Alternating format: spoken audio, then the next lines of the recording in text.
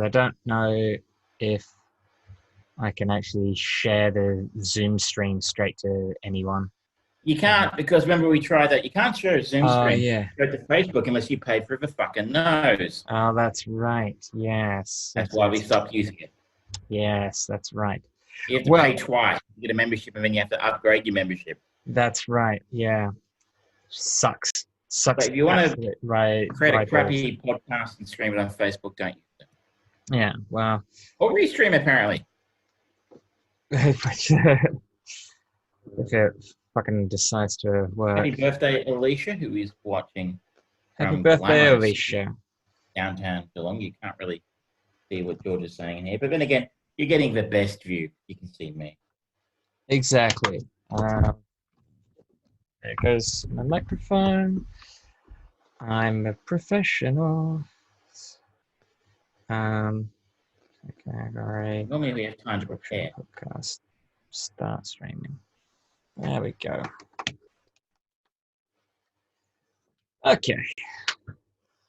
What's up, ladies and gentlemen? Welcome to a weird, ramshackled Armchair Producers, episode 101. I am one of your hosts, George Tarrant. I'm live on Twitch at twitch.tv/thefriedbrain. I'm here recording for later streaming of the video as well as podcast services with my partner in crime, as always, Mr. Travis Croft, who is live on Facebook. So if you are here, check us out on either of those two streams, and we'll happily have a chat and see how we're going. Travis, how are you, sir? I am fine and dandy-ish. All things considered. Considering it's been an interesting week for me. We hadn't intended to go live and record this week because I am supposed to be in Darwin today.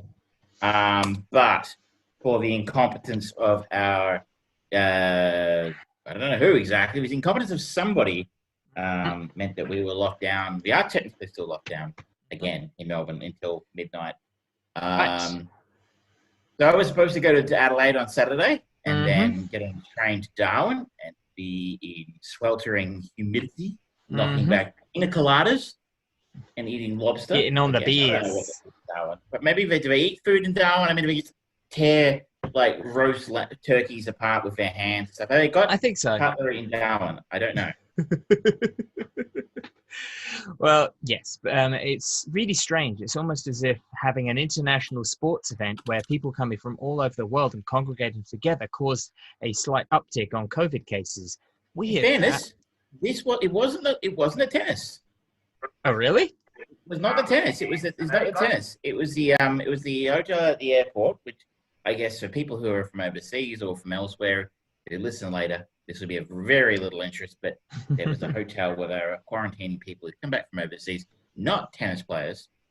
And it was somebody in that hotel who had it or something, and then somebody else who worked there got it.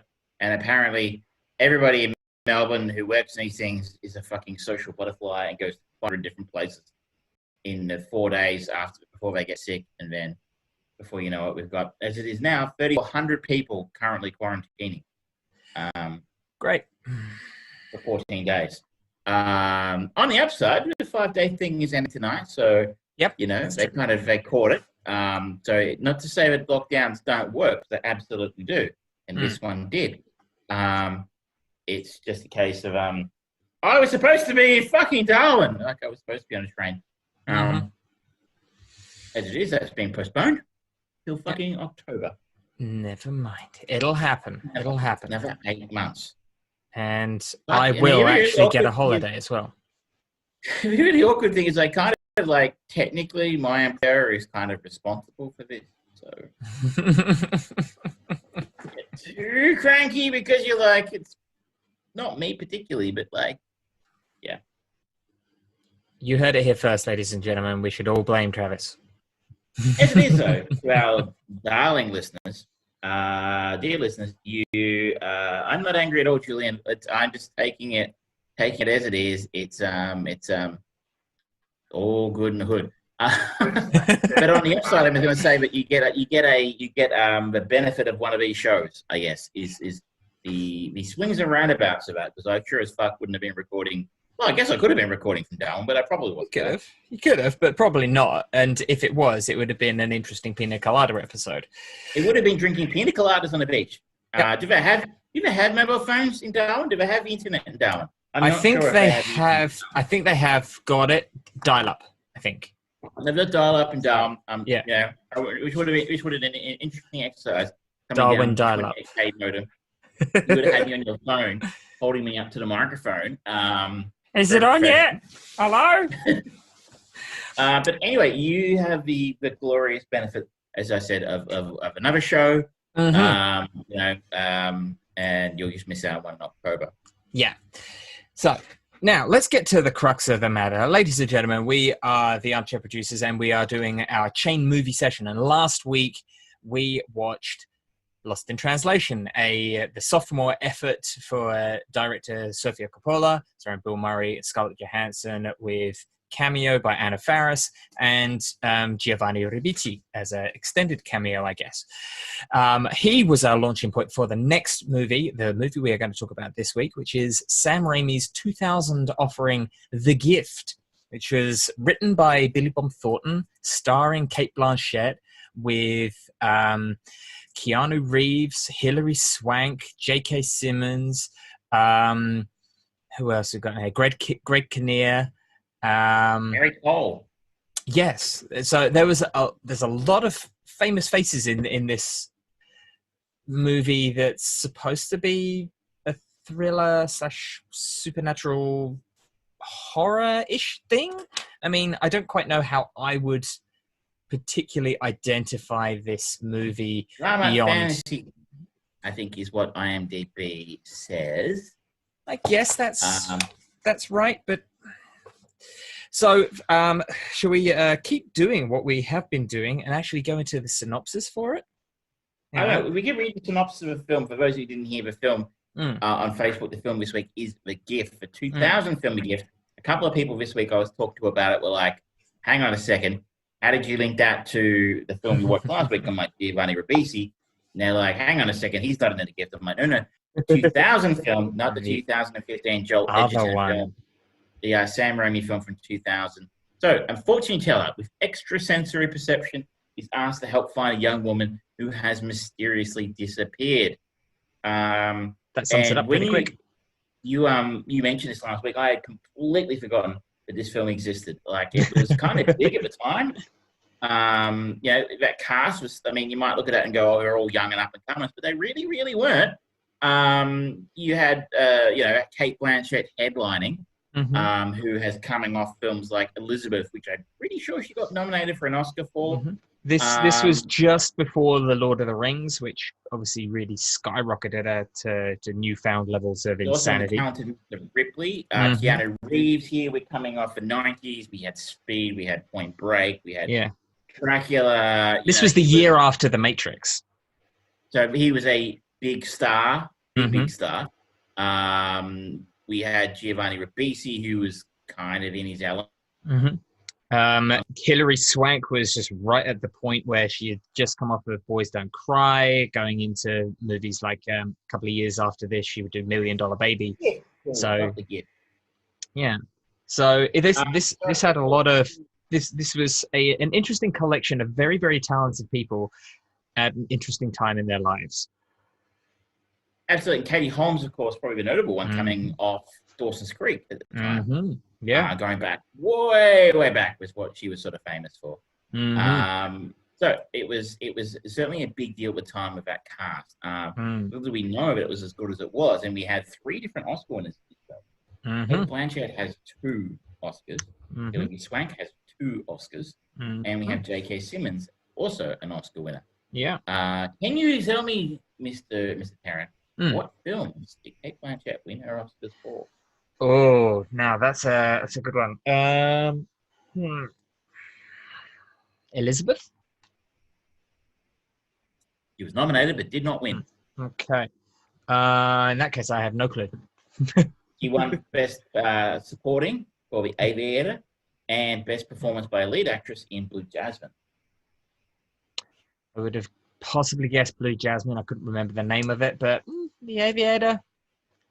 I'm not a big fan of that movie generally. No, it's not that great. Yeah, I think it's fine. I think this film is interesting. I guess the first thing it popped up to me was like, I mean, as you sort of said, it's a drama, fantasy. It has horror on IMDb. I didn't really get the horror elements, but I guess they're there.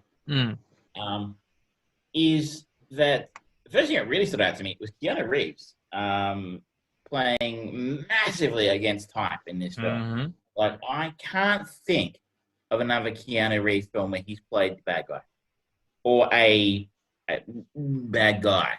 Yeah. Of some, whether he's a villain of this piece, you have to watch the film and find out. But he's not a pleasant character in this film. No, he really isn't. And all credit to him, he does a good job of making his character really unlikable. Menacing, isn't he? Yeah. And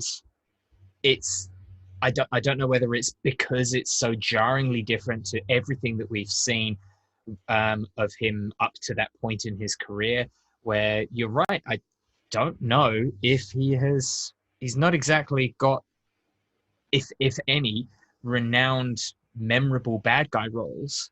The only thing I can think of that's anything close to it is Constantine, where he plays a very obvious anti-hero. But even then, he's a bad guy. Yeah, and that story is kind of a story of his redemption as a character, whereas there is none of that arc. It's really, I mean, today's world, he's sort of akin to sort of a golden retriever, right? Like, he's just like, he's the nicest guy going around. You know, everybody loves Keanu. But the shit when he came out, when he was going to be in Cyberpunk, everyone lost their stuff. And, you know, he's beloved. Apparently, he's got his reputation for being one of the few nice guys in Hollywood. So aside from it, even going back 20 years before he really built that rep, it's interesting to see him playing a genuinely menacing and revolting character in a sense here. So we sort of gave the synopsis to start with. We have Kate Blanchett playing Annie Wilson, who is our protagonist. She's a psychic. She does readings at the back room of her house. She has 3 children. She is widowed.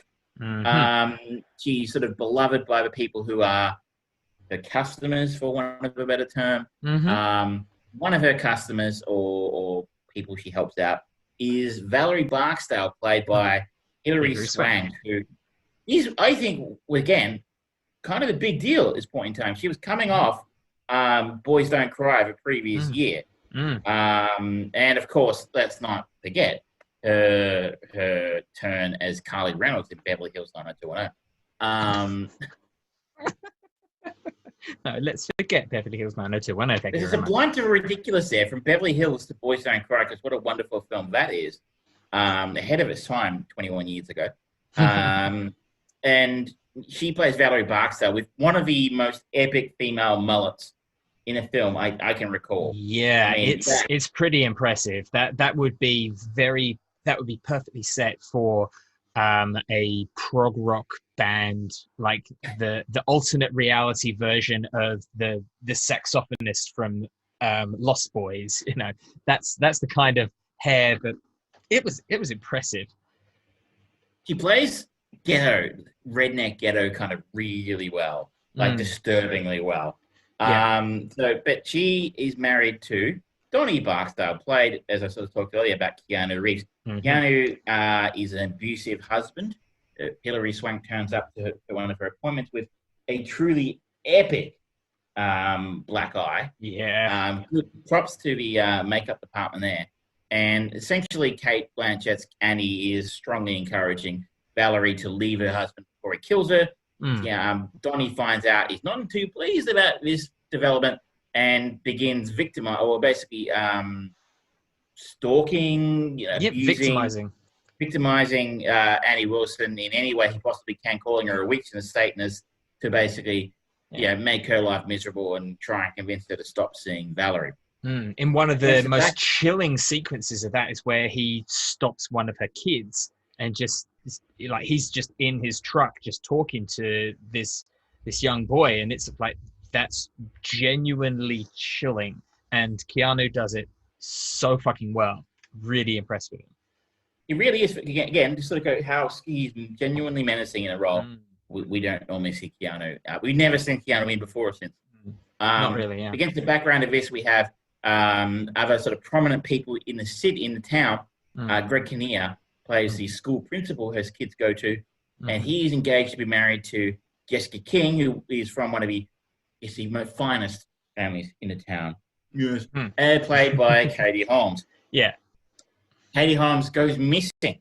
And hence we have the drama of this film as they try and track down what happened to Jessica. And in their desperation, the King family turn to Annie to see if her psychic abilities can lead them to something. Any solutions, yeah. Which does happen, I believe, in actual police investigations from time to time. Well, I've heard people kind of that there's stories of psychics that's like, oh yes, I helped find this killer or that and things like that. So like, did you really? Because that's also kind of one of the juxtaposing principles of this. J.K. Simmons, who plays the sheriff of this town, he is from the get-go very, very very much a disbeliever of Annie Wilkins' character's abilities, and it is firmly a pressurization from Jessica King's father. The family connection is the only reason that she gets brought into it, because he, in a great scene, there's lots of great little scenes in this where Annie Wilkins is in the sheriff's office and he's just listening to her talk about how she had this premonition dream of seeing Jessica King's body floating in a tree, wrapped in chains, and he's really not paying attention. He starts talking to one of his other sheriffs about a chocolate eclair that's gone missing out of the tub and stuff.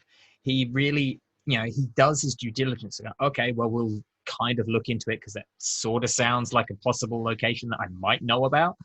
And at this point, I've got no leads, so fuck it, I need to be pursuing every lead. But he plays it so well of, I don't believe you have this ability, but it's a thought, fuck it. I've got nothing else. Yeah. It is interesting in the sense you kind of expect the scene to go one way. You sort of expect it to be, he at that point in time has sort of come across very much as the God-fearing redneck police chief of a small town. And, he obviously gives no credence to her abilities and what she can do. And that's where the scene starts, but that's not where the scene ends. And you sort of see it start to move halfway through, where she starts sort of throwing things up and going, well, who lives in this place? Who lives next door to that person? You go, and you can sort of see J.K. Simmons sort of start in one scene, journey from being a complete skeptic to being going, what harm can it do? Yeah.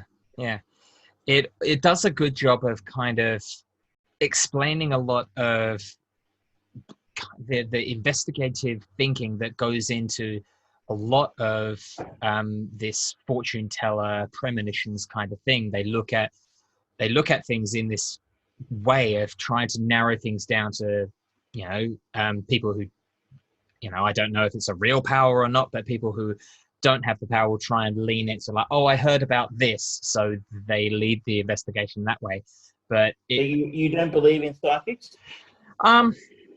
I've not seen any evidence to suggest that it is something that is controllable in any way, shape, or form. I believe that there is a possibility for it, but in my personal life, no, I don't. I haven't seen any evidence for or against it particularly. There's a steady paycheck in it. I'll believe anything you want. Damn right. No, I'm with you here. So this is where it gets interesting.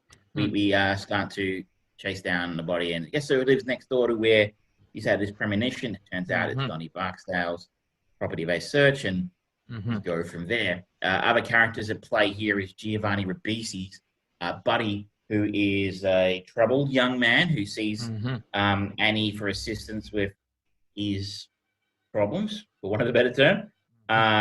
And probably the other big name in here being Gary Cole, who plays the local DA, who ends up prosecuting the case when things start getting serious.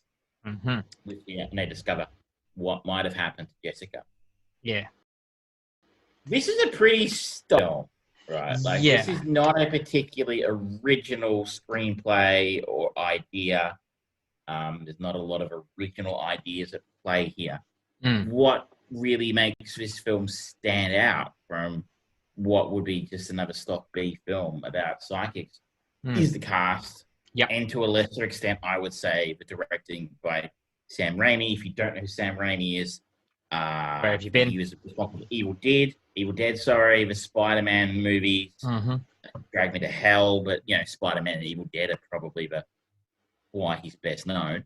And I mean, just the quality of performances on display here. We've already talked about Keanu's turn as a you know, repulsive, wife-beating, misogynist asshole redneck, but we also have a really convincing performance by Cate Blanchett, who manages to play a character that's both vulnerable and in danger, but at the same time doesn't take a backward step when it comes. She has a line, right? She has a line in the sand. Yeah. And despite the fact she's in danger for a lot of it and really gets beaten around a lot in this film. Not necessarily literally, very literally sometimes. Yeah. But she has a line in the sand. You sort of mentioned earlier, there's a scene where Donnie threatens her kids inside her house. And she jumps right in front of him. Between her and kid, him's like, get out of my house, blah, blah, blah. And it's a wonderful turn from Kate where she sort of goes into protective mode, but a mother can do. And she's at the peak of her powers and this film. Absolutely. Really wonderful performance. It's a very nuanced and layered performance of Annie, who has a lot of different things going on. And I don't know if the script does that. I just think she does that. I absolutely agree. I think that just as a story, most of the characters are very generic. The way that they are, that they feel like they were written, the dialogue that they are actually speaking is very, very stereotype. But the actors that they get in there breathe so much more life into them, and they feel like these. The of Donnie Barksdale, there's more to him because of the way that Keanu plays him. Annie Wilkins' character could be a very, very stereotypical, supernaturally imbued female protagonist, but there's again more on show here, even going into the abused wife, Hilary Swank, the police chief. They all have more in them in these character bits, these quiet little moments where it's just two good quality actors just playing off of each other. I think that's what really saves this. You said it. Like, I mean, it's ridiculous how little screen time they give a performer like Hilary Swank in this film. Yeah. Hello to the show, friend of show Patria is on Facebook. Hello to you. Hope life is good in Bendigo, and around the Bendigo area. Excitement Central, Bendigo. A little bit like the town that the film this week is set in. It's regional and dull, and they probably don't take kindly to your because you're a witch or something. No, you're right. They are very, very, very stereotypical characters, and particularly Hilary Swank she owns every scene she's in. I'd say Kate. Giovanni Ribisi does what Giovanni Ribisi generally does. Yeah. He kind of specialized in playing kind of damaged, sort of borderline sort of young men with anger issues. No difference here. He does what he does, and it's interesting. He got second billing on this film. Yeah. I don't quite know why. I guess because he is. You're not a witch Patria, but you want to be careful practicing out medicine stuff because the people in Bendigo might think you are. Sorry to interrupt you. No, I was just saying that being in second billing. I guess there's an element to the story, the way that the narrative goes. The audience is offered up a few red herrings of who could be the person responsible for Jessica King's disappearance. The obvious one is Keanu Reeves, and that does very much feel like the obvious bait and switch. But then you are shown this character of Giovanni Ribisi's buddy, where he is very clearly dealing with a lot of psychological trauma, and he is unstable. You see that, and he is incredibly protective of Annie Wilson. And they try, I think, to play with the idea that maybe he is protecting her. Maybe he sees the way that Annie and Wayne were looking at each other, and that was also noted by her, Annie's friend Linda, played by Kim Dickens, that there was sparks there. Maybe he was trying to get rid of someone just to give her a little bit of happiness or whatever. There's a lot of possibilities of, is he the real killer, and that's where the emotional heartbreak comes in, that it's this person that she's been trying to help for so long, and he has snapped, things like that. And then obviously you get the true ending, and it's like, oh, okay, that's it's not as it is a bit meh. I'll give it. It's I don't think it. I mean, I think again, it would count against the film if you went back and watched it today. How stereotypical and predictable it is in a lot of ways. Like, we are fed how horrible Keanu Reeves' character is, so you are certain it's not him who did it because it's so damn obvious. You're not stupid, right? So there aren't a whole lot of better twists in it. So I have people on my stream being distracting me from my unbelievable. Don't they realize we're professionals? We are professionals, and we do a professional thing. But I think in the end you'll find the twist unsatisfying. But I suspect was really interesting for me to go back and take a look at a film I'd completely forgotten existed, and a wonderful cast of characters, a cast of actors, I should say, really bringing it. Like, I mean, and for me, I guess the standout here was J.K. Simmons, simply because I think when this came out, he probably would have been best known for his TV work only on Law and Order, right? Probably. I mean, it's since, like, this came out just before Spider-Man, which really helped elevate the attention that J.K. Simmons was getting, because he was so good as J. Jonah Jameson, and so good, in fact, that they bring him back in the current Spider-Man universe. And of course, he won his Oscar for his performance in Whiplash, which is just terrifyingly brilliant. So it's interesting to just see that this as a bit of a genesis point for him, when you see kind of just where he's gone from it. It's impressive. He was way down the list of people who were building this film. Yeah. Many people like, I think I mentioned it last week, but Giovanni Ribisi in the early 2000s. People are questioning us whether we're professionals or not. I'm offended and upset and hurt. That insinuation. I resemble that remark. But Giovanni was going to be a star. He was going to be a big star. And it didn't happen. No. It's a shame. I think he was an actor of some ability. But I can't remember. I can't think of the last thing I saw him in. Might have been Avatar. And that's 10 years ago. Apparently he was in Ted. There you go. That was 9 years ago. Okay. Because this was the same year that he had a busy 2000. He had Boiler Room, which is an underrated little classic, Gone in 60 Seconds, and The Gift. So, when you look at him, he's like, okay, he plays the kind of unbalanced bit of a fuck up in all of them. I guess maybe he just that's what did him in the end. I mean, he was also in Friends for 8 years. He was. If you're on that Friends money,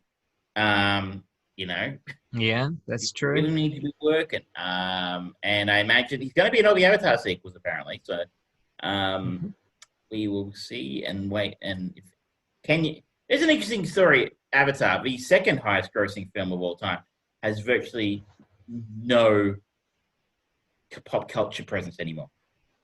Not really. It died off pretty quickly after it got out of the cinema and made millions. It's sort of like, okay, this is the start of the 3D revolution, which never happened. And the only really Zoe Saldana is the one to have gone on to do kind of bigger, better things because of the MCU, really. Sigourney Weaver was already a cinema icon before. And Michelle Rodriguez, friend of the show, who we focused on a couple weeks ago. Yeah, but in this, she's playing very safely within a very... We did Girl Fight a few weeks ago. She doesn't stray far from her strong points. I mean, Sam Worthington was going to be a bit of a star after that. He did the Terminator film afterwards. And you're like, what have you done, Sam? What have you done, mate? Old mate Sam hasn't done a whole fucking lot. Yeah, really. He had a moment, and it just didn't happen. I assume he's going to be in the sequels, so... I guess so, yeah. Good luck to Sam. He'll be getting that Carol Co money. We've gone off the topic. Now, I enjoyed watching it. It was a fun step back 20 years, and it's not a particularly demanding film. It's there. It does its thing. It gets out. It's not too long. Yeah. And if the greatest criticism I can have of a film is it's not the strongest twist ending I've ever seen. Recording. We're doing okay. Recording. Sorry, carry on. I was just saying the twist ending probably not the worst. Bad twist ending is not the worst. Say. That's true. Tria says, where's Dustin Hoffman these days? Dustin Hoffman, I assume he's like sleeping with many beautiful women on silk sheets. He was making Kung Fu Panda money for a while. He's Midnight Cowboy money, I would imagine, and people saying, I'm walking here. Every time you do that, he gets royalties. He gets royalties every time somebody does that. We're paying him for this. This is something you don't see a lot of. He's getting on a bit. I'm shocked. Dustin Hoffman has only been credited as actor in 84 features, according to IMDb. Yeah. He'd be in his 80s. Yeah. And his next project is As Sick as They Made Us. So really fun, cheerful stuff, I think. But, yeah. Now, more important question, Travis. Oh, it's your turn. Directed by Blossom. Huh? That film's going to be directed by Mayim Bialik. Best known as Blossom. Well, modern people will probably go, oh, that's Sheldon's girlfriend. In Big Bang Theory. But and it's got Candice Bergen in it. Christ almighty. And digging up the corpses of that film. Where do we go from a gift? You've left me with very, very few avenues out of this film. I know, so few options. Veritable death machine. Of exit points.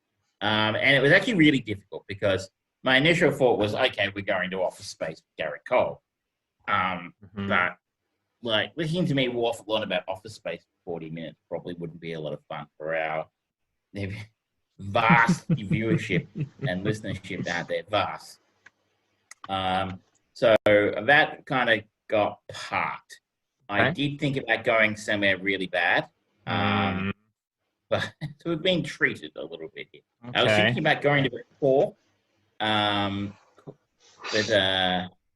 let's not say we did. Yeah. So in the end, I've chosen the thought, well, I'm going to pick something that's going to be interesting for me. So a film that's been on my to-do list for some time. G'day, Sarah, who's watching at home. You're about to see what the next chain film is for next week. A film I've been thinking about seeing, and somehow I managed to skip this, and I have not seen it. And you mentioned it earlier. We're going to go watch J.K. Simmons in Whiplash. Oh, you've not seen Whiplash? I've never seen Whiplash. It's one of those things to be like, I'll get around to that. I'll get around to it at some point. But this will offer us that opportunity. Yeah. It's directed by Damien Chazelle. I think did La La Land and Mm-hmm. Some other bizarre. 10 Cloverfield Lane. Don't mention the man behind the curtain. And also stars Miles Teller, who. So if George doesn't take us to Fantastic Four next week, I'm going to be a disappointed man. Well, you just spoiled it, man. Melissa Benoist, who I think is Supergirl. Yep. Unfortunately, it's a TV show, so we can't watch. But there's garbage. Paul Reiser. Oh, that could take us to Beverly Hills Cop.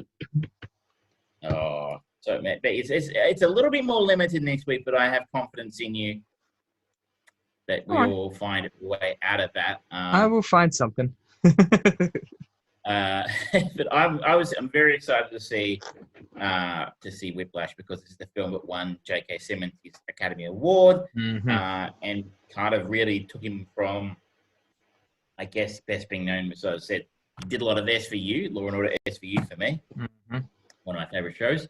But also, as you sort of said, he was J. Jonah Jameson. But that was really a bit part, wasn't it? Well, in the Raimi Spider-Man stuff, he definitely had, certainly in the first 1.5, he had a fairly good amount. Like there was that kind of infamous scene where he's being tortured kind of lamely by Green Goblin, and it's like, oh, is that the photographer that takes pictures of Spider-Man? I don't know. And he shows some level of integrity for his position, but at the same time, he's also horrible. He's very good at being horrible. He really did elevate himself with his role into being, winning an Academy Award does make you I wouldn't say marketable, but certainly a prestige, a level of prestige to an actor's performance. Absolutely. So I'm excited. I can't believe this film's 7 years old now.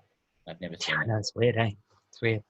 Whiplash will be our chain movie for next week. Yeah. Now, should we go on to our next semi-regular segment? Yeah, WandaVision. Us drooling over WandaVision. Yes. So, WandaVision episode 6 came out, and it seems to be all new Halloween spectacular. Yeah. So it seems to be very much kicking into gear now, and firing on all cylinders for pretty much every MCU fan now. Those who struggled through the first couple of episodes, didn't like the way that it was, they're really kind of getting at the meat and potatoes of the story now, as more and more things get introduced. Obviously, this one was the first episode where we get to actually experience Wanda dealing with the reintroduction of Pietro into her life, played by Evan Peters. Of course, the classic line now from end of episode 5, where Kat Dennings Darcy says she recast Pietro. Very funny line, very poignant, and it just leads to some wonderful. Again, I was talking. This seems to be our ongoing thing of just scenes where quality actors get to play off of each other and just add these extra layers that aren't necessarily there in the script. And I'm talking in particular about a sequence where it's Halloween and everyone's got all these costumes, and in wonderful nod to the comics, Vision is dressed up in his original visage, green with a yellow cape, and still his red face and the diamond on his forehead. And Wanda is in her original Scarlet Witch kind of outfit, but they kind of play it off nicely by kind of saying, oh, that's a Sokovian witch costume. And Mexican wrestler for the Vision and stuff. It's like, yeah, but we know the truth. That's a fun little nod of bringing in these other universes into this one play area. We start to see a split between Vision and Wanda start to really stretch here, in the sense of, like, he comes downstairs, Vision comes downstairs, and she's like, oh, you've dressed up. He goes, that was all that was in my closet this morning. And then we see him make up an excuse to skip trick-or-treating or whatever it is they're up to, and spend that time in this episode exploring the outer limits of the town of Westview, which was kind of cool, right? It was a really interesting idea. If you haven't, I should probably stop you right here. If you want to watch WandaVision and you haven't watched episode 6, there will be spoilers from here for the next, 5-10 minutes or so. So put us on mute. Do not switch us off because that would be bad. Yeah, and you'll stick around. I I do love how this idea we've been kind of playing in these areas similarly, and it's funny how these kind of ideas come around. Like we talked about the 13th floor and how you reach the edge of that and stuff like that, and that's kind of what's happening with Wanda's Westview. And like the further out you get. Remember me of video games, right? So the way video games will work, obviously, they won't draw the entire playing space if you're in Red Dead Redemption 2. It doesn't draw the whole map. It only draws as far as you can, the draw distance, right? What you can see around you. And so the only thing that essentially in a video game exists is your field of view. Yeah. So it saves processing space by not drawing the stuff that's, 2 kilometers away that you can't see, which is kind of what we experience here with Wanda and Vision, sort of getting to the outer outskirts of Westview and finding that the people in those areas are basically either frozen or moving in, repetitive, minimal ways. Yeah. Literally NPC in the distance kind of role. And to preserve almost, we don't know, but it's almost to preserve Wanda's processing power. Well, the way that it ends, and, again, spoilers, Vision pushes his way through the barrier, and we get the reveal in this episode that both kids have got superpowers of different varieties.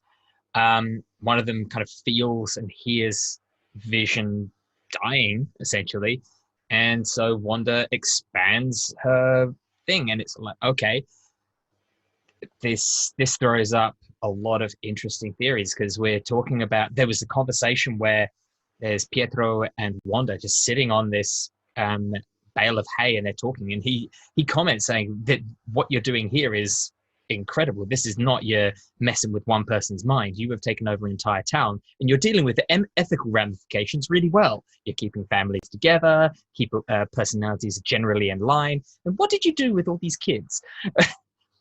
And this is a ramping up of potentially, if someone is doing this, manipulating Wanda, pushing her limits, pushing her abilities further and further, and we see a physical example of that.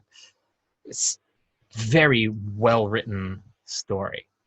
I actually there was at least one reference this week that I got that I didn't have to have someone tell me.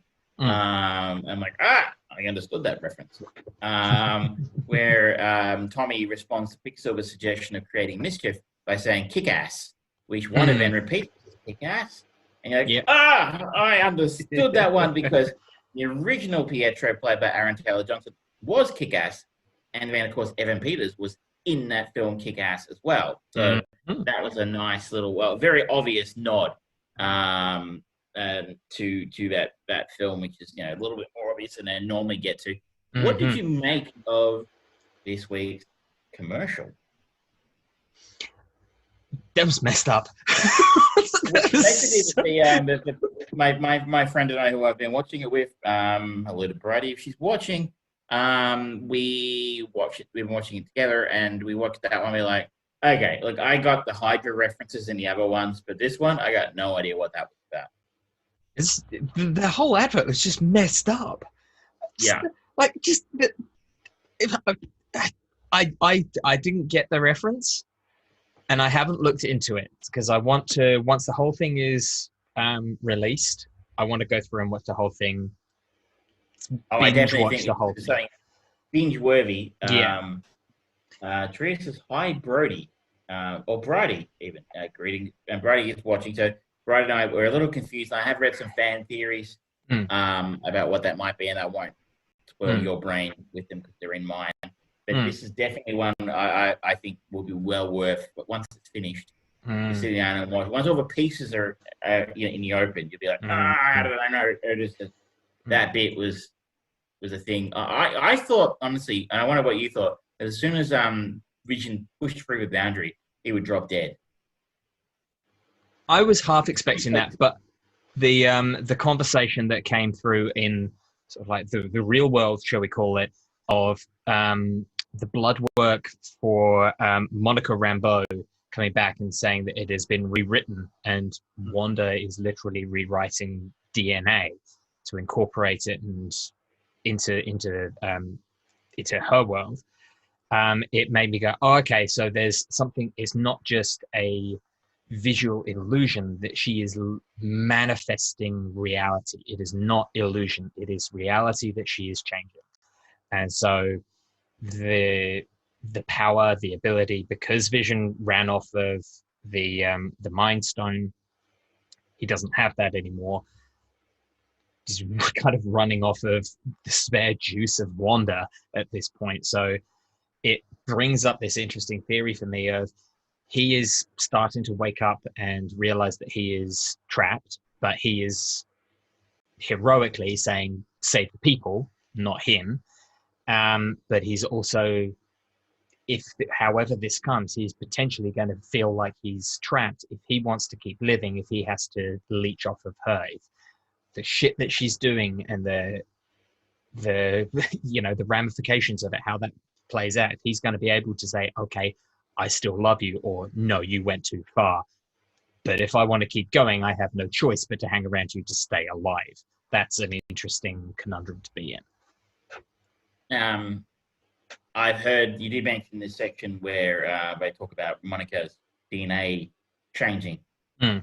Again, fan theories abound. Nobody knows, but there's been talk. Is how they introduce mutants to the MCU. I don't think we will hear anything about mutants. I think it will still remain much like how they referred to in Age of Ultron as enhanced. If someone on this show uses the word mutant, then all bets are off. But that word was the one that kind of was the big holdup. They weren't allowed to use that word in Age of Ultron. Exactly. Yeah, so when they actually use that word, that's the trigger being pulled. And it'll be interesting to see how and when that happens. Julian, I'm assuming that is a Dark Knight reference. He says, look at me. I am a fan of Heath Ledger also.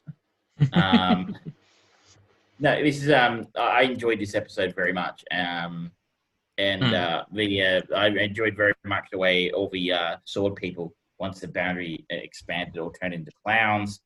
I also enjoy very much the fan theory that potentially Kat Dennings, now that she's being sucked into the Hex, may actually end up portraying her character from Two Broke Girls. That'd be weird. That would be super fucking meta. Yep.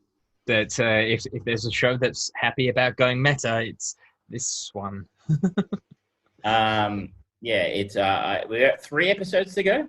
Yep, just 3. And then I think very nicely, so that's going to be sleeves. I think the week after this, after the show concludes, we will get the first episode of Falcon and the Winter Soldier.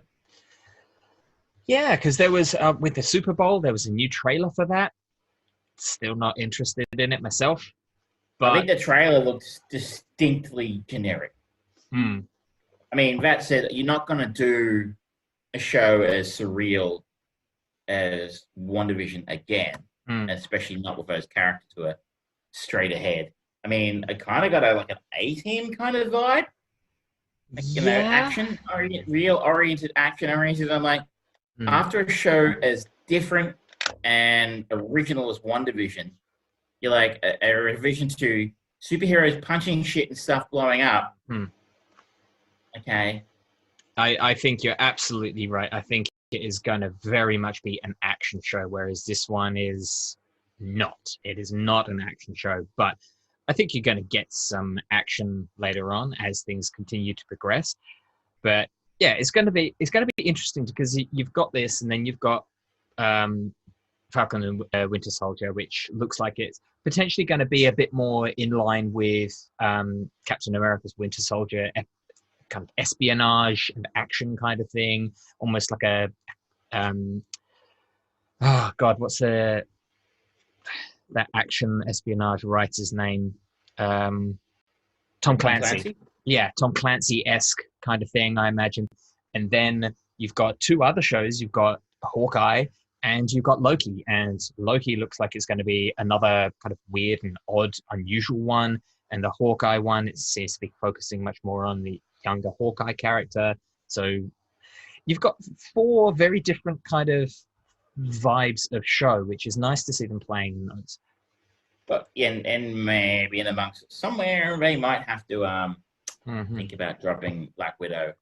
But I know they don't want to, but you know, they may have no choice. Yeah, interesting see how they hold out. How long they hold out on that one. Yeah, unless it is. Sorry, I was just going to say, unless it is the first truly standalone story of the MCU where it doesn't actually have any follow-on ramifications. You might get other characters that survive that can be brought into it, but you know, if it is truly standalone, it doesn't matter when it drops in the phase. They can hold on to it. But if it's sort of like revelations come at the end of Black Widow that are kind of teased or anything like that in any of the other stuff that's coming out around it, it messes with the timeline of all of that stuff as well. It's going to be curious. But if you aren't on board with WandaVision, I think it's 2 again. It's now 6 weeks in a row. That's 2 thumbs up, I think, from this show. But I will go back to what we told the chick from America who was on Twitch the other week. If you're not up with your MCU, it's going to be less fun. So if you're missing an episode here or there, you know, if you go back and watch it if you got time, or just watch one of those catch-up videos on YouTube. Probably absolutely agree. Making there a whole bunch of them on there telling you how you know what happened in the MCU till now. Because I this week actually went back and watched the Age of Ultron. Yes. The second Avengers movie. Just because this film kind of seems to reference that a lot. And it's a film that I absolutely haven't thought about since I saw it. Since 2015. Does it really? 2015. So wow. 6 years ago.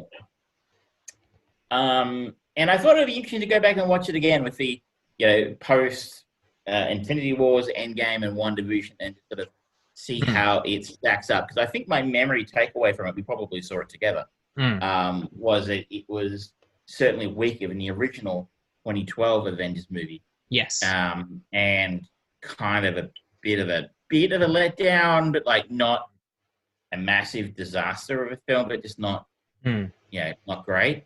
I think the flaws of the movie upon release still remain quite pertinent and true. It's trying to set up too much stuff for the future, and you know, you're getting paid dividends now because you can kind of reference back to them with stuff like WandaVision, and you can use it more like that.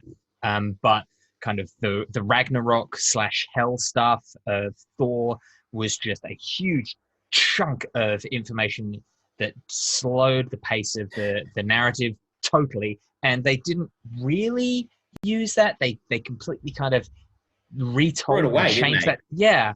I mean, I texted you before we started recording, and the two things that really stood out to me was the action set pieces in this are better than we remember. Like, if someone said to you, "What's the best car chase sequence in a Marvel film?" and maybe you would think the car chase sequence in Black Panther, or maybe in Civil War, or something like that. I seriously doubt many people would nominate Age of Ultron, but the car chase sequence between where Black Widow drops out of a helicopter on a motorcycle and Captain America's chasing down Ultron, it's really good. Like, the action set pieces in this are every bit as good as the action set pieces, I think, for the most part, as the original Avengers film. Maybe not. I mean, maybe even the two later Avengers films. But I think where it's missing on the later Avengers films and the early one is the emotional resonance, and that we don't really care quite so much. Yeah. For everything James Spader, James Spader, am I giving it name right? Yeah. James Spader brings to Ultron, like, he brings a lot to Ultron. Like, I mean, the fact that they went out and got someone with such a distinctive voice to play him was a wonderful selection by the people who made it. And I don't really want to say it, but I'm going to have to and say Joss chose well. Yeah. Getting James Spader because Mm-hmm. he really, I mean, it could if you'd gone out and you got, I don't know, Peter Dinklage or something to do with voice. Or Nolan North or something. I don't know. Like, it just wouldn't have worked quite as well. But he's got such a distinctive way of speaking, and it's like he can exude menace. Yeah. Without necessarily being menacing, if that makes sense. Whereas, Darth Vader sounds like scary as shit when, and menace is terrifying, right? But James is a different kind of it's a different kind of evil and menace that he brings to the There's a table. slyness to it. But despite that, Ultron's not much of a villain. Not really. No. So, I mean, that hurts. We talked at length before about Marvel's villains and how they rarely sort of stack up. And this is another occasion. So the action set pieces here are as strong as anything else in the Marvel universe. Where they are weak, and you nailed it correctly, is this film is massively bogged down.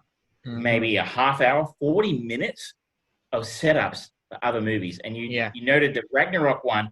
I remember when I saw it, I had no idea what was going on. I think you got it. I remember you saying, "Oh, that's Ragnarok coming." I'm like, I don't know what that is. I don't know what that's supposed to be. And once Ragnarok came out a year or two later, you're like, it's a fucking great movie. Yeah. But obviously, they went out and they got Taika Waititi, who has his own distinctive style of doing things, and did his own thing with Ragnarok. And in a almost Ryan Johnson-esque move, basically said, "Yeah, fuck that. I'm going to do my own thing." And more power to him because it was great. Yeah. But you look at that in hindsight and you go, okay, here's the setup from Joss Whedon in Ultron, and here's the Taika Waititi film.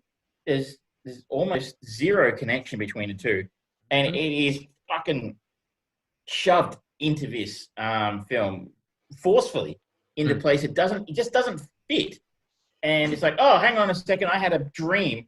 But like this witch gave me, what the fuck does he have to then go fly halfway around the world and see Stellan Skarsgård? And it just doesn't make any sense. So I remember again, we talked about this when it came out. The setup for all the other films that was had to do is to set up so much other shit. And I feel, and at the time, I remember being quite sympathetic to what was expected of Joss Whedon. We want you to make an exciting action movie that's every bit as fun as the first one, but it's got to set up all these other films. I have zero sympathy for Joss Whedon now. Mike, he can go fuck himself. But it certainly weakens the film. It's too long. It's much too long. I think that's one of the biggest issues for me is this movie. It falls into similar problem of bad guy as Iron Man 2 did, where it's like, okay, it's Ultron is the son of Iron Man, kind of. They're playing with that a little bit, and it's like, oh, it's another Iron Man clone, and they're fighting tons and tons of robots. Like, okay, there's no emotional investment in that, and the two enhanced people, they don't get used enough, and they're throwing all this stuff in, and no one's stories really get a chance to shine. There's no real empathy with anyone. The best line in the movie, in my opinion, is kind of where Clint Barton, Jeremy Renner, stops Wanda from fucking with his mind. It's like, I've done that, I'm not doing it again, because that was quite a meta line, because he hated the fact that he was so looking forward to playing Hawkeye in Avengers, and then was robbed of that character for most of the movie.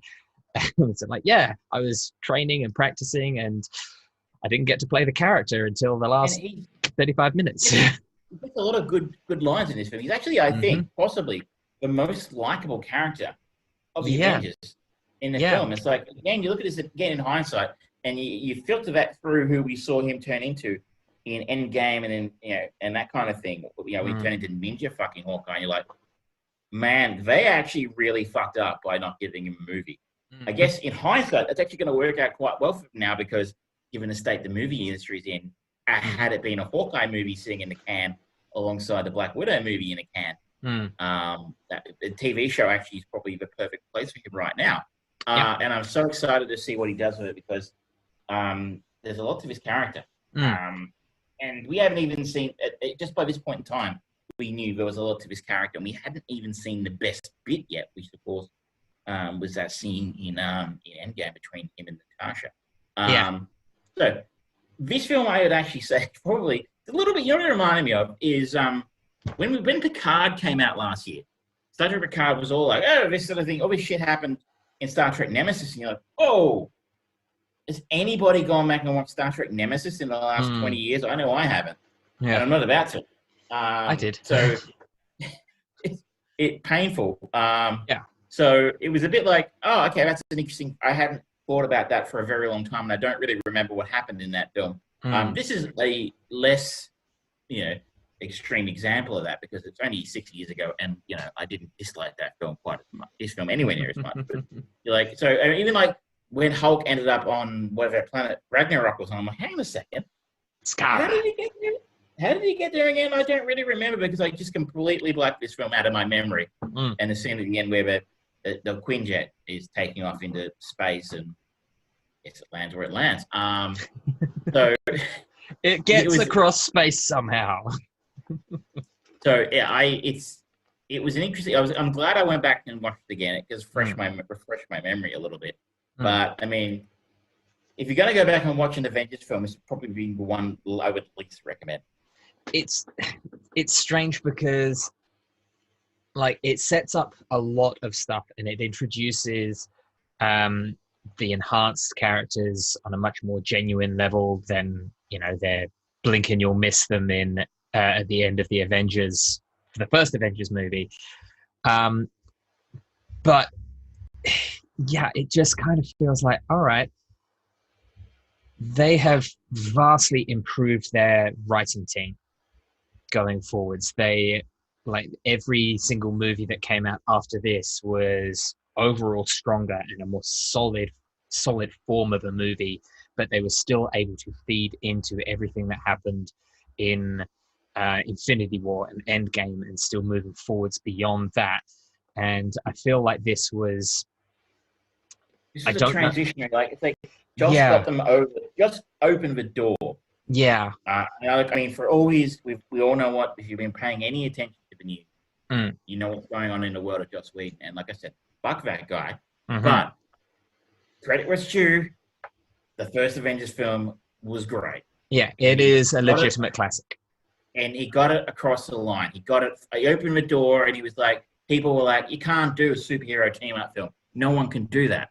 And he did. And it was great. And it made a shit ton of money, which, basically swung the doors open for the rest of the MCU. He got it through the door. But I think what Age of Ultron showed, he was not the man to carry the ball from there. They needed to go out and get better writers, I think, from that point in time, who maybe understood something apart from smart-ass remarks and action sequence, which is I think that's where we've landed with Joss. I think so, yeah. And you're right. I remember going, the Russo brothers, who the fuck are they? I remember hearing the Russo brothers, and there was years before they did a movie with George Clooney called Welcome to Collingwood. And I remember before its release, it was so heavily lauded. People were kind of saying, oh my God, it's amazing. These guys really know their shit. It came out and it fucking tanked. People hated it. They didn't get it. I want to go back and watch that movie now just to see if I kind of get it more, because I've experienced more of their stuff. I've watched a bit more of Community and that sort of stuff. But yeah, when they got announced, it's like, really? Those guys? I barely even know who they are.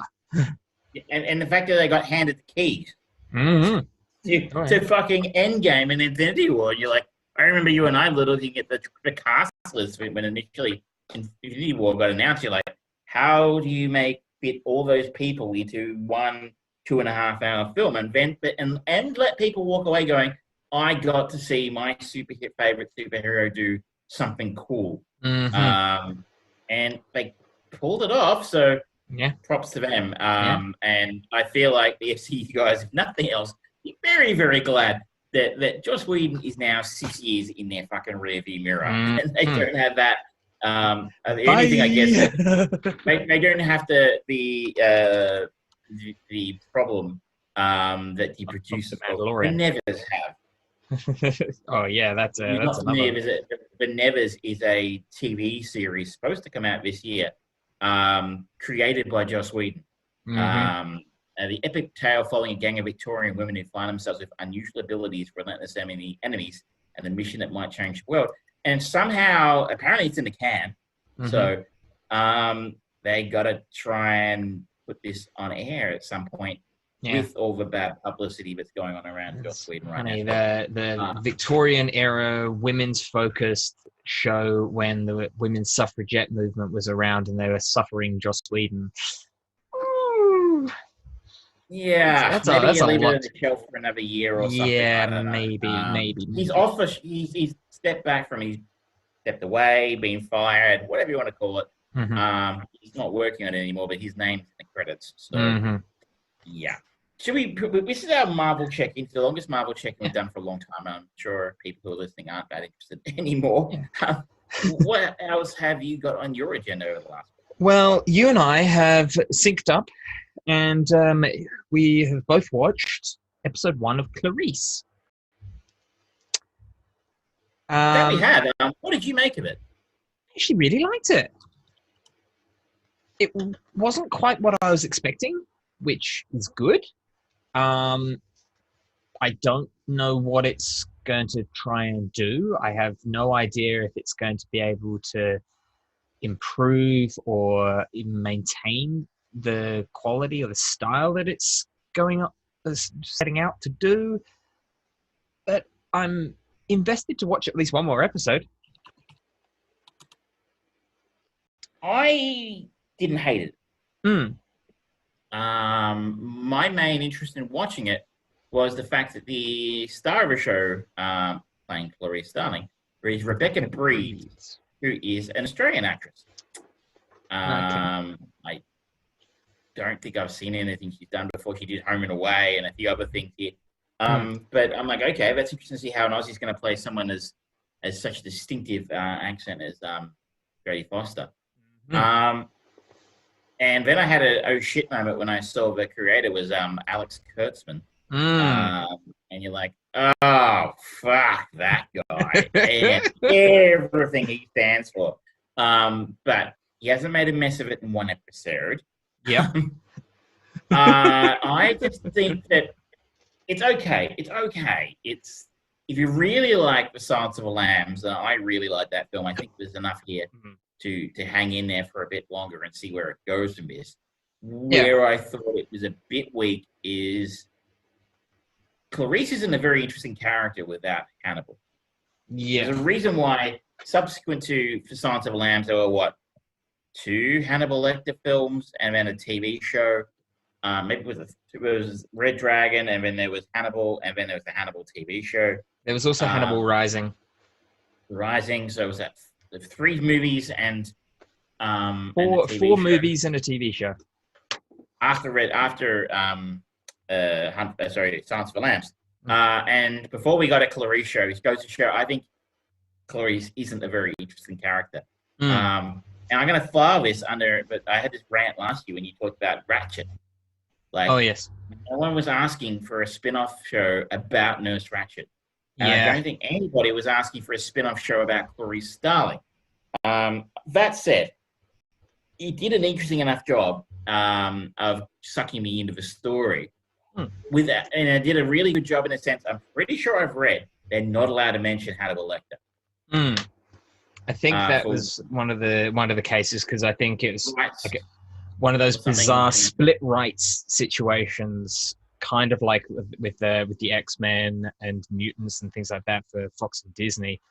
Like, I think CBS got the rights to Clarice, which is one of the reasons why she didn't appear in the Hannibal show, and they got Hannibal, which is one of the reasons why they're probably not going to reference. It's a quagmire of a mess. So, despite said after the 1991 film adaptation, Silence of the Lambs, this series will avoid mentioning discussing Hannibal Lecter by name due to distribution rights claims.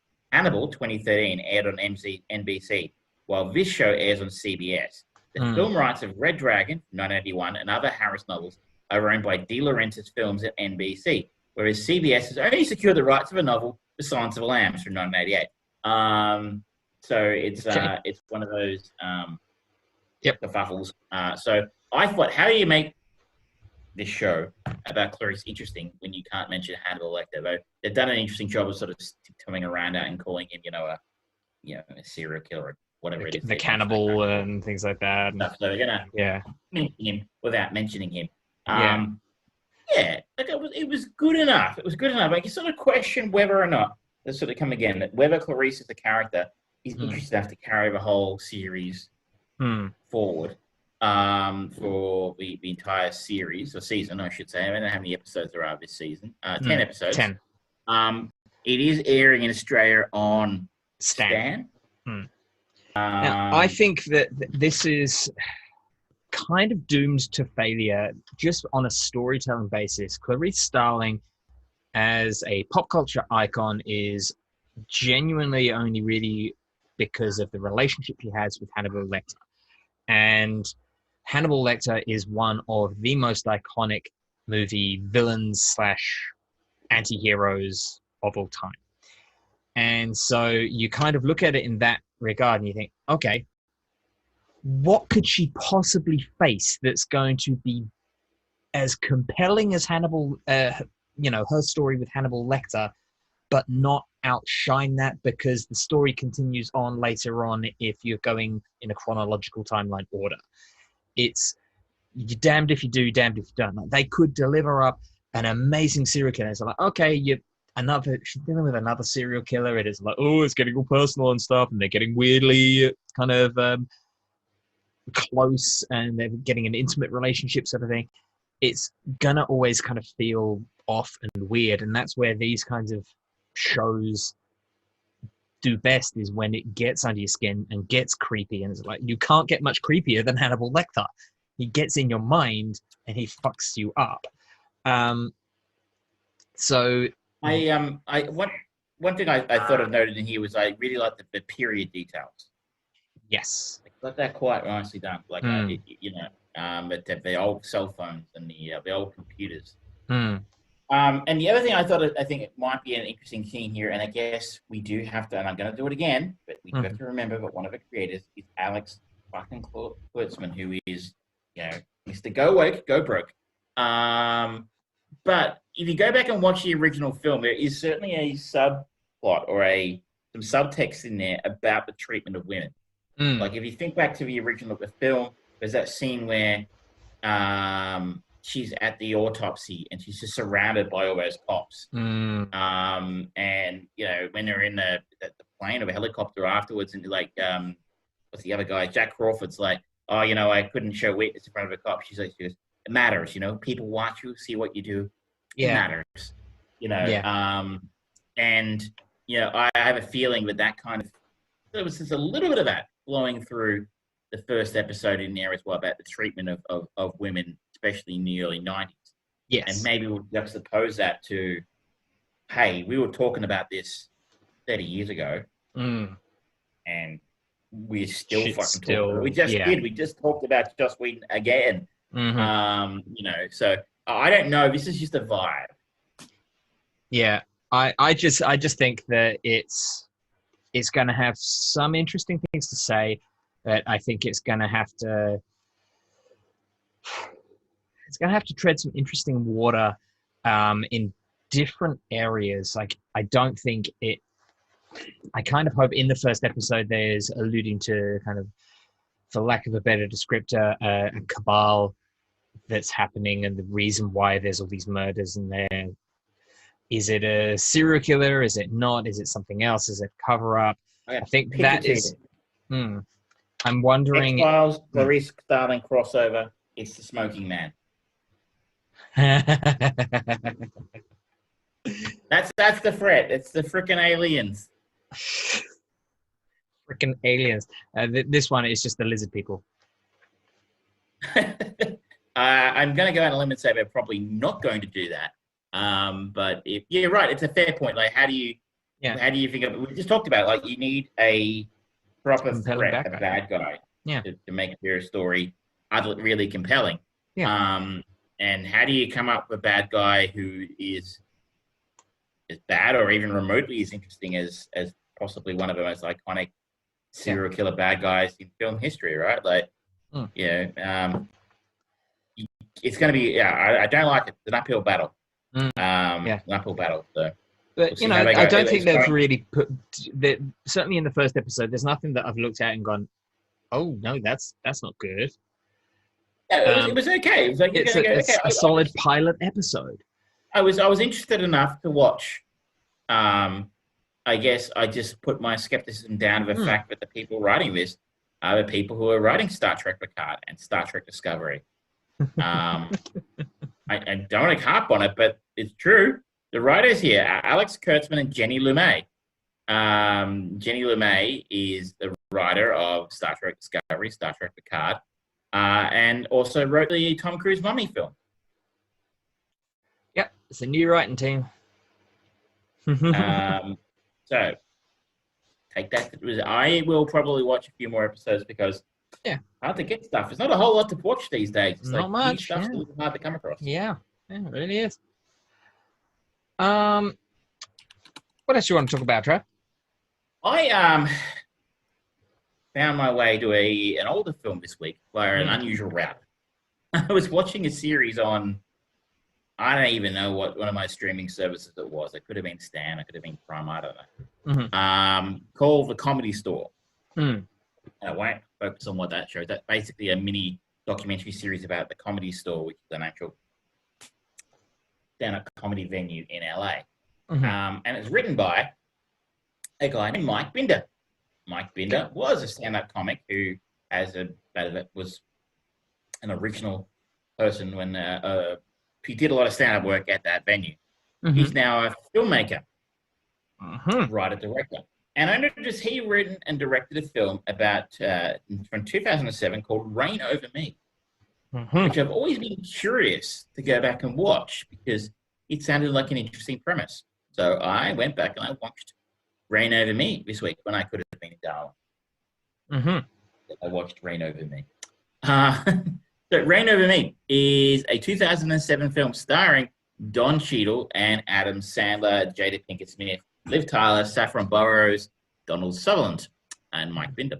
And the plot: a man who lost his family in a September 11 attack on New York City runs into his old college roommate. Rekindling the friendship is the one thing it appears to able to help the man recover from his grief. So Don Cheadle is a successful, if bored, dentist in New York City. And while he's driving in the city one day, he notices Adam Sandler scoot past on an electric scooter. Adam Sandler being his college roommate, who, as you noted, lost his wife and 3 daughters in one of the planes that crashed at the World Trade Center on 9/11. And they haven't spoken in years, but he's never been able to get in touch with him after the incident. And they managed to, while he misses the invitation, he just managed to reconnect with him shortly afterwards. And they sort of change each other's life in varyingly good and bad ways. He's very, Don Cheadle's Alan plays Alan Johnson, Adam Sandler plays Charlie Finnigan. Alan is very interested in trying to help Charlie get some help with his problems. Charlie is plays grief in a very interesting Adam Sandler-esque way, in the sense that he sort of veers from, complete despondency to, incredible, outbursts of anger and aggression, and accusing Alan of being, spying on him and, being sent to do things to him and that sort of thing. It's an interesting little story. The 2 lead roles are played brilliantly well by Don Cheadle and Adam Sandler. And I'm giving a compliment to Sandler here. Adam Sandler is in full Punch Drunk Love mode here. I was going to say that it looks along the same lines. The genius, if you haven't seen Punch Drunk Love, is that it is the Adam Sandler film that Adam Sandler fans hate, because all of a sudden that Adam Sandler, the one character he plays, man-child with anger problems, is not being played for laughs. He's being played for menace by Anderson. Is it Paul Thomas Anderson? I think he directed that film. Yes. And wow, it's a fucking brilliant movie. And he really is menacing in that film. Really kind of fucked up kind of way. You're like, that's kind of cool. And I'm pretty sure the word in the street is Javier Bardem was originally going to play Don Cheadle's role in this film, which would have been interesting. But he had seen Punch Drunk Love and brought Adam Sandler into this film because of that, which was an inspired choice because, again, he plays, angry man-child, and this time let's add a heaping helping of grief and tragedy into that, and you get Charlie Feynman in this film. Don Cheadle plays his role sort of a quiet desperation. He's sort of a kept man. His wife's played by Jada Pinkett Smith, and he's got a great life, but he's kind of feels like something's missing for him, and I feel like Charlie brings that to him. Also, at least on one occasion, while sitting and waiting for Charlie at his therapist's office, Don Cheadle is reading a Captain America comic book and complains about Falcon's outfit looking faggy. And this is 3 years before he plays War Machine in Iron Man 2. So I was sitting there going, oh, that's a nice little Easter egg and not at Don's in the Marvel MCU did not exist in 2007. So that was just and there's actually a second scene where someone else is reading Captain America comic book that it's really prescient. And so that story of their relationship and the struggle that Alan's struggle to sort of get Charlie to get help and overcome, getting to trust him again and start to help Charlie be better is really compelling and really well done. And those two guys really knock it out of the park. Unfortunately, it's the other direct that's going on around it that really dragged this film down. I remember when it came out, a lot of people were like, it's all right, but it was kind of middling. And I can see exactly why now. This movie is 2 hours and 4 minutes long. It's got a good 30 minutes of fluff that just needed to be chopped out. So there's a whole other subplot with Saffron Burrows' character, who's sort of like this weird, messed up nymphomaniac who's trying to intermittently, sexually assault Don Cheadle and then sue him and then not. But then maybe she's interested in Adam Sandler's character, or is she? We don't know. Okay. And she plays in quite a central role towards the end. And I'm like, this is really weird. I don't understand exactly why she's here or what this character's about. Liv Tyler is completely out of her depth playing a psychologist. It's like that time when Nicole Kidman played a brain surgeon in Days of Thunder, and you're like, come on. A brain surgeon? Really? I don't think so. So apparently her role was to be played by Jennifer Garner, who dropped out a few weeks before production began. So that might explain why Liv was sort of shoved into a role which really didn't suit her. Jada Pinkett Smith comes across as kind of naggy and not very understanding of what her husband's trying to do. And she's given precious little screen time, and she should have been treated significantly better, I would have thought. And Donald Sutherland, you're like, he's in it for like 10 minutes, and you're like, oh, okay. And it's sort of his whole courtroom sequence towards the end where he plays a judge, and you're like, yeah, I'm not down with this. I don't understand why this scene's here or what it's achieving. So, like I said, it's a really good, I think I saw a review the other day that said, look, there's a good 86-minute film here. It's just that this film goes for 2 hours. And I 100% agree about this film. Had a lot going for it. And those two central performances, I would say, make it worth seeing. But you're probably like me going to start to go, and you sort of get to a really interesting point in their relationship, and you look at the time, you're like, oh, there's 40 minutes to go. What are you going to do if you have 40 minutes? This should be wrapping up now. Why is there 40 minutes? Should we go to a ball game? Pretty much. It's like, you play us out, Jim.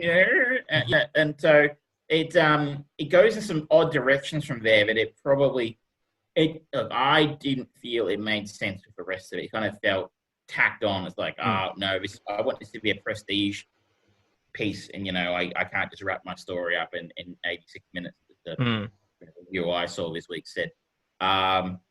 It's unfortunate, but it could have really been. I think at 90 minutes, this film is maybe Oscar material for some of the acting or not directing or writing, but acting. Unfortunately, the other 40 minutes run have ruined it. That's a shame. But I'll have to get around to. I'll get around to watching it. It's one of my best mates, Mike, back in the UK. Hi, Mike. He loved this movie. Oh, I would encourage Mike, jump on the Fried Brain Productions Facebook page and change my mind. Obviously, I'm in the minority here. Look, it's got a 7.4 on IMDb, and I would say that's probably a little higher than I would go. I would give it a 6, 6.5 out of 10 if I had to sort of pick a number, not 5 out of 7, because that basically means perfect. Yeah. So I would give it about a 6.5. It just had so much going for it. And I really enjoyed how those two guys bouncing off each other, had great chemistry. And we do forget Don Cheadle is very, very capable actor, and it's a little disappointing from an MC. Basically, the only thing I can think of seeing him in recently is MCU stuff, and they don't give War Machine much to do. Not really. And I mean, in Age of Ultron, he's kind of made a bit of a joke. It's sort of like, oh, your level of success doesn't even register to the true Avengers. It's kind of a weird way to treat one of your characters. Like, I don't think War Machine has ever really been designed to be a joke character. I don't get it. But yeah, I agree. He's a good actor when he's given the possibility. If you go back to Hotel Rwanda in I think 2004 was the one where he really came out and said, "Yeah, actually, I can really act if he needs to." So he was in. He's done some music videos since Captain America: Civil War.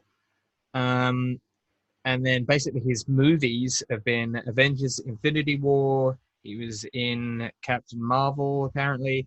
I can't remember him in that. He was in Endgame. He was a voice in the Disney's DuckTales, Don't Look Deeper, Black Monday. I haven't watched any of that stuff, so I don't know. I imagine the MCU money keeps him in silk sheets and I reckon so. He's coming. He's going to be in Space Jam 2. So. And I don't imagine it become cheap. So look, I mean, I'm being a little hypercritical of this film. I liked it enough, and being somebody who enjoys really good acting, it was good enough, and it certainly didn't feel exploitative of the 9/11 setting, which it certainly could have been in some sense. So look, I'll be curious if you when you get around to watching, hear what you think. Mike, if you're listening, as I said, jump on the Facebook page. Tell us what you think of this. Tell us why you love this movie. I'd be very curious to hear it. Yeah.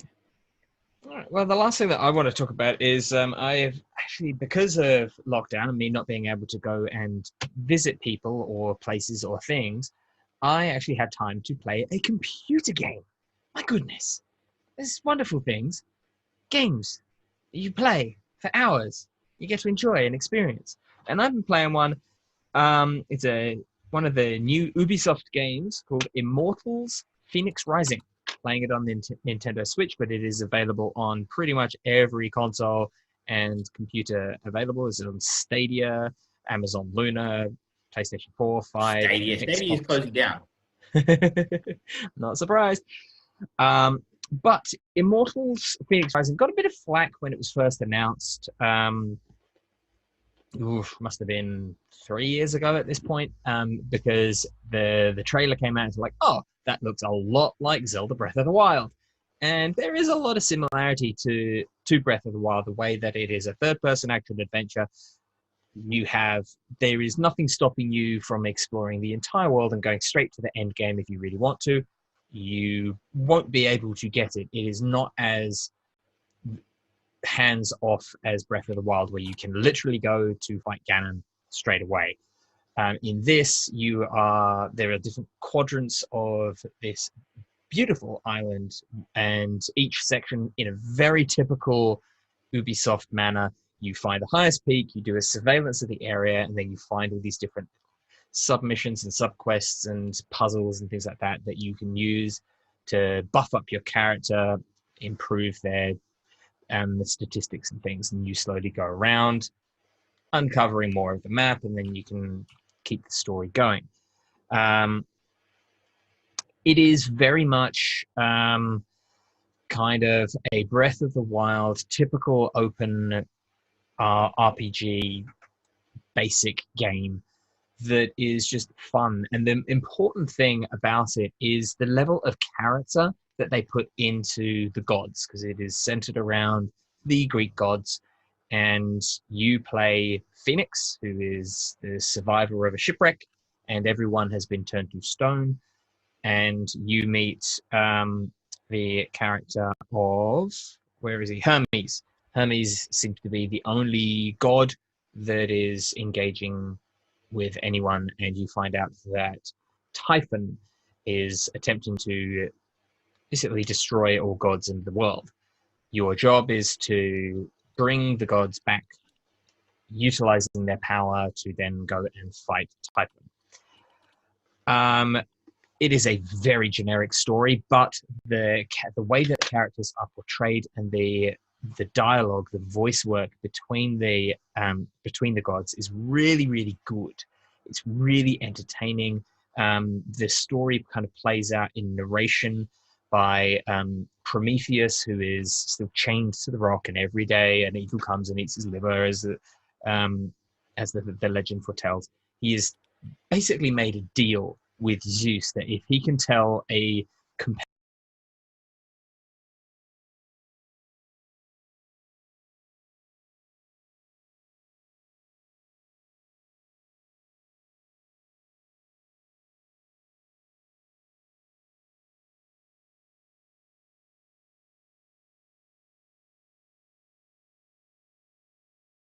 compelling story to convince Zeus, he will be free and Zeus will then save the world. And it's an interesting way of doing it, because as you are progressing through the story, you occasionally get these little bits and pieces of Prometheus narrating what it is you have just done, or you start scaling the mountain to enter into Tartarus, and Prometheus starts talking about the effects that it and the feeling that your character goes through. It's a little bit ham-fisted. You should kind of be allowed to feel your own feelings, but they're fun and engaging. This is kind of baby's first open world RPG. It's really simple mechanics. You've simple progression trees of skills and things like that. It's not that difficult. You can, like, the abilities you get mean that you can generally kind of, for most enemies, even the really hard ones, it'll take you a little while, but if you don't want to get in close and do counters and blocks and things like that, you can keep a nice long distance and use the bow and slowly chip them away, and you can get through it easily. So if you are a parent looking for a game that your child can safely play, there's no bad words in it, there's no genuine sort of bloodletting or violence, everything just poofs into black smoke because they're all just monsters and they return to Tartarus, it's a really good option to kind of go, here you go, try this. The weapons don't have the annoying habit of breaking like in Breath of the Wild. You just consistently improving. It's fun, it's light, it's bright, but the learning curve is good. It's not one of those games where you kind of complete first level and it's like, all right, you've got the basics, now we're just going to throw shit at you, tough luck.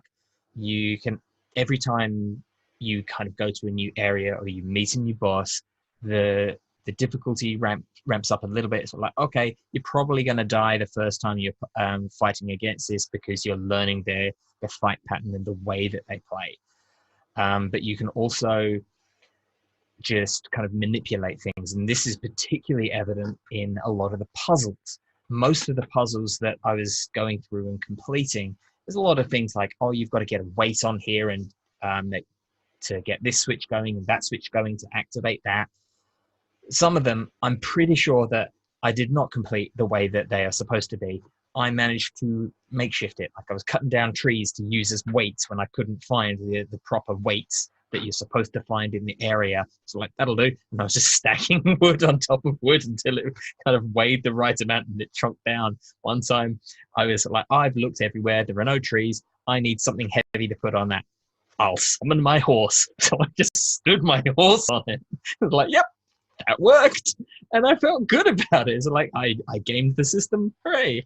But you can do that in fights as well. You can throw rocks at Cyclops heads, and they've got a lot of hit points. And if you hit them in the head, it does like 1,000 hit points, and you can knock them out pretty quickly. It's a nice sandbox game that you kind of feel, I'm pretty sure I didn't do that the way they intended, but it worked, so I'm good. It's nice. I like that, but it's you aren't forced to play the game their way. Yeah, and it's really refreshing, and I hope to see more of it. The game that's kind of jumped to my mind in certainly the latter parts of the game, because I'm right at the end game now. Did you ever get to play Legacy of Kain? Never heard of it. Okay, it was particularly the Legacy of Kain Soul Reaver, which came out on PlayStation 2, I think. It was one of the first kind of semi-open world games that really played with the environment, because you could transport between two different planes of existence, and the way that your kind of character it's got semi-useful wings and things. There's a lot of the feel of the game feels like Legacy of Kain Soul Reaver. So if you're a fan of that game, you'll probably enjoy how this game feels. But it's also very, very accessible, very easy. I hope that they do something more like this in the future, because Ubisoft have been making some interesting choices, particularly their partnerships with Nintendo. This game feels so much more at home on a Nintendo console because of the bright colors. I've heard the opposite, actually. I've heard stories from people saying, I actually want to stop this, start again on a different console, because I feel with Nintendo ports disappointing. Graphically, yes, I get that, because it does slug. It's doing a lot. There's a lot of effects that it comes on screen, and sometimes you'll be having a fight and it's like, oh no, why have you slowed down to 20 frames a second? Come on.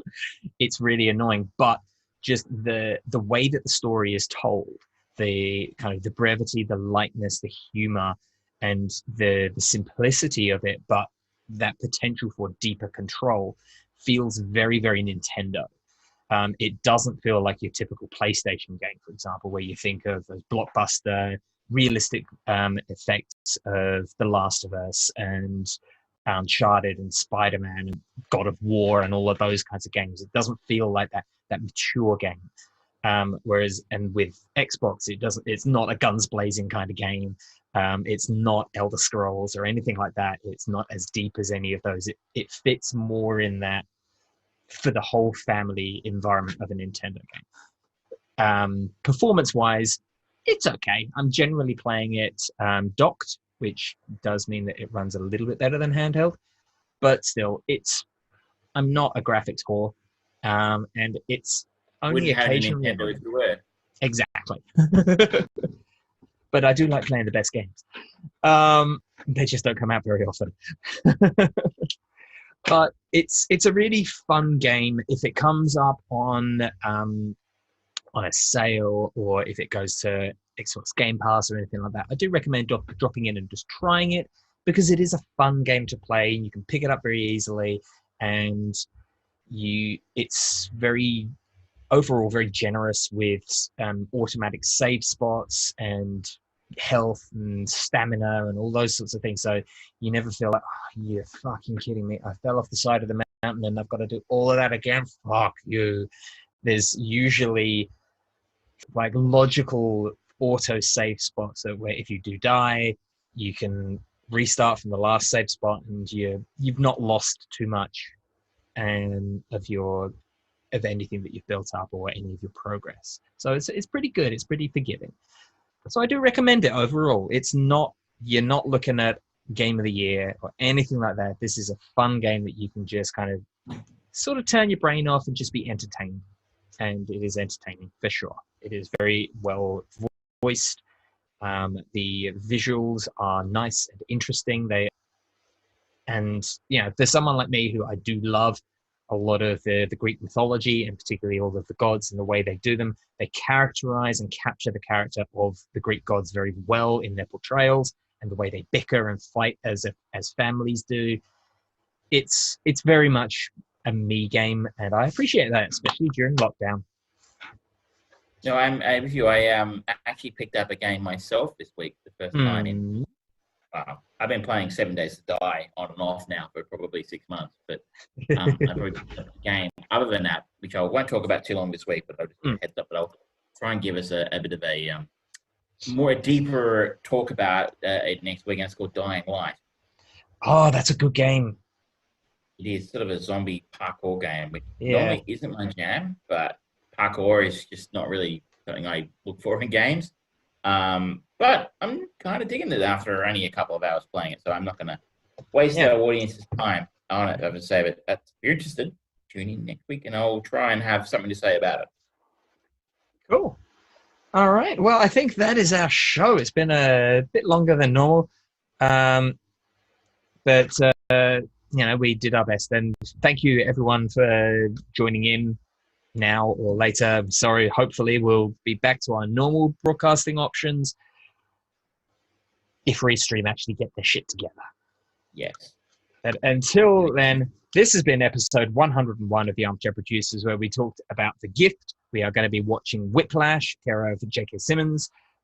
We reviewed episode 6 of WandaVision, episode 1 of Clarice. We have touched on, a few years after the fact of Age of Ultron. Trav watched Reign Over Me, and I talked about Immortals, Fenyx Rising. On that note, thank you very much, ladies and gentlemen, and we'll see you next time. Good night.